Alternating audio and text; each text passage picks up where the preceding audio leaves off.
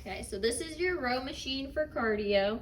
I'll explain the buttons, then I'll show you. It won't turn on unless you're on the machine. But these up and down arrows here, these will increase and decrease your resistance. The roundabout arrow will reset it if you need to. If you bump it up and then you want to go back to where you started, that's just this button here. The light bulb will light up the screen. This little pie slice, it'll show your speed per mile. This little dash shows your pace in units if you want to change that.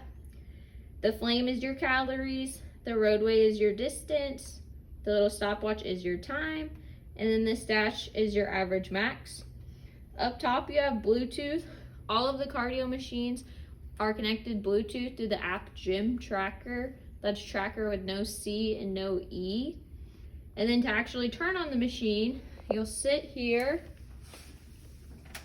place your feet in the stirrups, grab the handle, and then just straighten your legs and pull back your arms.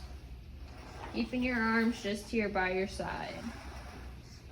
There's no off button on the machine. Just once you stop moving, it'll turn off after about 30 seconds.